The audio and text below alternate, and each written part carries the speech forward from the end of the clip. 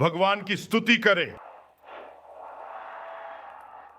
यदि आप जीवित हैं, जाग रहे हैं, सतर्क हैं, तो आप किसी चीज का इंतजार कर रहे हैं। मैंने कहा प्रभु की प्रशंसा करें। यीशु का नाम आज रात आपके जीवन में चमत्कार करेगा। उस नाम के उच्चारण से आशीर्वाद स्वर्ग से आएगा, स्वर्ग से उद्धार। आमीन। स्वर्ग से मुक्ति और चंगाई। जब मैं नाम का उल्लेख करता हूं और आप नाम का उल्लेख करते हैं और हम विश्वास की एकता में एक साथ आते हैं, तो चमत्कार का धमाका होता है। आमीन। आपके जीवन में, मैंने कहा आपके जीवन में, आपके परिवार, समुदाय, यहां हर कोई, ऑनलाइन हर कोई, आज की रात चमत्कारों की रात है। भगवान आपका भला करे। आप बैठ सकते हैं। यशायाह अध्याय 8 श्लोक 18। देखो, मैं और वे बच्चे जिन्हें भगवान ने मुझे दिए हैं, संकेतों और चमत्कारों के लिए हैं। इज़राइल में सेनाओं के प्रभु जो माउंट सिय्योन में निवास करते हैं, वह हमारे साथ निवास करता है। हम उसके साथ हैं और हमें उसके बच्चे कहा जाता है। और क्योंकि हम उसके बच्चे हैं, वह कहता है कि हम अपने देश में संकेत और चमत्कार के लिए हैं।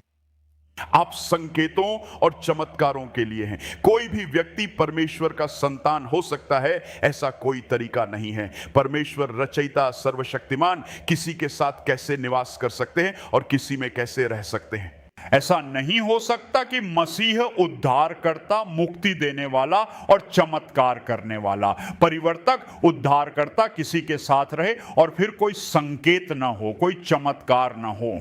आपको बस मसीह के पास आना है और मसीह के साथ जुड़ना है, और आज रात आपके जीवन में चमत्कार और आश्चर्य शुरू हो जाएंगे। आमीन। जैसे ही हम खुद को देखते हैं, हमें इस तथ्य को स्वीकार करना होगा।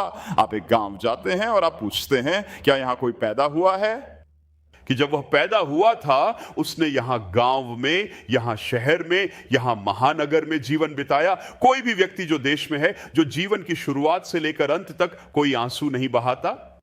क्या कोई रोना नहीं है, कोई दुख नहीं है? क्या आप मुझे इस शहर में किसी को दे सकते हैं? क्या आप मुझे इस दर्शकों में किसी को दे सकते हैं जिसने कभी नहीं रोया, कभी नहीं रोया? क्या कभी कुछ नकारात्मक हुआ है? और हम खोजते हैं और खोजते हैं, हमें कोई नहीं मिलता। इसका मतलब है कि हम सभी ने दुखद समय का अनुभव किया है। यशायाह 6 को देखिए, और मैं पद 5 से पढ़ रहा हूं। यशायाह 6:5। तब मैंने कहा, अरे मुझ पर विपत्ति है। यहाँ एक नबी है, यहाँ एक उपदेशक है, और यहां तक कि उपदेशक और पादरी भी अछूते नहीं हैं। यहां तक कि जो लोग पुरोहित और बिशप हैं, वे भी अछूते नहीं हैं। यहां तक कि पिता और माताएं भी इससे मुक्त नहीं हैं, और उनके बच्चे भी। हम जो उनके बच्चे हैं, हम भी इससे मुक्त नहीं हैं। हर कोई यहां वही है जो यह कहता है, हाय मैं, क्योंकि मैं नष्ट हो गया हूं। वह क्यों नष्ट हो गया था, मैं आपको बताऊंगा। मैं परेशान हूं क्योंकि सबसे पहले अशुद्ध होंठों की वजह से। क्या वहां कोई है जिसने कभी कोई गलत शब्द नहीं कहा, कभी झूठ नहीं बोला, कभी धोखा नहीं दिया, कभी नहीं अतिरंजित, और कभी भी कुछ भी अशुद्ध नहीं कहा, कुछ भी अनुचित नहीं कहा? या तो आप गुस्से में थे और आपने कुछ कहा और अब आपको पछतावा हो रहा है। तुमने अपने होठों के इस्तेमाल के तरीके के चलते कुछ अहम खो दिया। मैं अशुद्ध जीभ के कारण बर्बाद हूं। अशुद्ध जीभ, अशुद्ध भाषा। तुमने वह कह दिया जो तुम्हें नहीं कहना चाहिए था, वह नहीं कहना चाहिए था।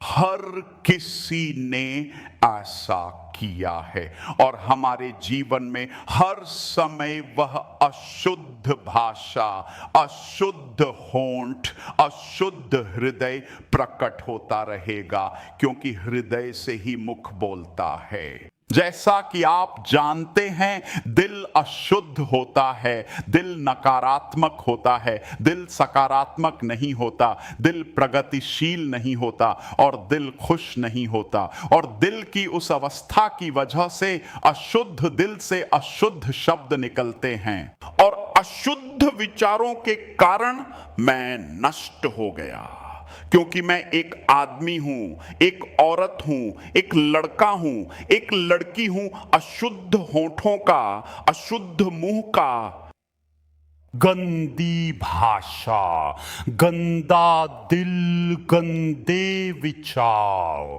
ये इसलिए है क्योंकि हम गलत सोचते हैं, हम अंधेरे में सोचते हैं, हम बुराई के बारे में सोचते हैं। यही कारण है कि हम बर्बाद हो जाते हैं, यही कारण है कि हमारे जीवन उल्टा हो जाता है, क्योंकि दिल अस्वच्छ हैं, क्रियाएं अस्वच्छ हैं। हमारे दिल में विचार, कर्म और कार्रवाई का उत्पादन करेगा। यहां कितने लोग कहेंगे, मैंने अपने जीवन में कभी कोई गलत, अशुद्ध, नकारात्मक कार्य या कार्रवाई नहीं की? मुझे यकीन है कि आप समझ गए होंगे। मगर क्या कोई तरीका है, क्या कुछ ऐसा है जिसे किया जा सकता है ताकि दुख और दुख भरी स्थिति और पीड़ा और बीमारी और रोग, ये सब कुछ मेरे जीवन से मिट जाएं? हाँ, आज रात परिवर्तन आएगा। हाँ, कुछ लोग यह स्वीकार नहीं करते कि वे किस दौर से गुजर रहे हैं, लेकिन यशायाह ने स्वीकार किया। उसने कहा, मैं बर्बाद हो गया हूं क्योंकि मैं अशुद्ध होंठों वाला आदमी हूं। उसने कहा, और मैं अशुद्ध होंठों वाले लोगों के बीच रहता हूं। उसने अपना कबूलनामा किया। जैसे ही स्वीकारोक्ति हुई, प्रभु ने उसे छूने के लिए एक फरिश्ता भेजा। आज रात जब आप प्रभु को अपने जीवन के बारे में सच्चाई बताएंगे, ओह प्रभु, देखें कि मैं कहां हूं, देखें कि मैं कहां रहा हूं, देखें कि मैंने क्या सहा है। मैं बाहर से मुस्कुराता हूं, लेकिन मुझे पता है कि मैं किस दौर से गुजर रहा हूं। जैसे आप आज रात ये प्रभु से स्वीकार करते हैं, परिवर्तन की शक्ति तुरंत आपके पास आ जाएगी। आप वहां हैं, आप कहां हैं मेरे भगवान? भगवान आपको आशीर्वाद दें। झुके हुए सिर और बंद आंखें, झुके हुए सिर और बंद आंखें, प्रभु का गुणगान करें। जो कोई भी प्रभु के नाम को पुकारेगा वह बच जाएगा। आप कहीं भी हों, उस हाथ को ऊपर उठाएं और स्वर्ग यह पहचानेगा कि आप उस हाथ के मालिक हैं और आप क्षमा और उद्धार चाहते हैं। आप कहां हैं? हाथ उठाएं, हाथ उठाएं। यदि आप अपना हाथ उठा रहे हैं, कृपया खड़े हो जाएं और चलिए साथ में प्रार्थना करते हैं ताकि विपत्ति रद्द हो जाए, न्याय रद्द हो जाए और पाप की सजा रद्द हो जाए। फिर आपको प्रभु का उद्धार प्राप्त होगा। वह हाथ उठाइए और खड़े हो जाइए। वहां आपको भगवान का आशीर्वाद मिले, आपको भगवान का आशीर्वाद मिले। ऑनलाइन आप जहां कहीं भी हैं, रेडियो पर सुन रहे हैं, टेलीविजन पर सुन रहे हैं, जहां भी आप खुद को पाते हैं, आप एक सभा में हैं, यहां इस राष्ट्र में, अफ्रीका में, हर जगह अब वह समय है अपना हाथ उठाने का और खड़े होने का। और विपत्ति आपके जीवन से समाप्त हो गई है और पाप आपके जीवन से निकाल दिया जाता है और अधर्म आपके जीवन से निकाल दिया जाता है। प्रभु इसे अभी कर रहे हैं। आप जहां भी हैं, आप कहां हैं, आप कहां हैं? भगवान आपका भला करे। मैं अभी प्रार्थना करता हूं पिता यीशु के महान नाम में। आप प्रेम के देवता हैं, दया के देवता हैं, करुणा के देवता हैं, और आपने कहा है कि जो कोई भी प्रभु के नाम पर पुकारेगा उसे क्षमा किया जाएगा, मुक्त किया जाएगा, बचाया जाएगा। प्रभु मैं प्रार्थना करता हूं कि आप अपने प्रेम, दया और करुणा के साथ आएं, उन्हें यीशु के नाम पर सुरक्षित रखें।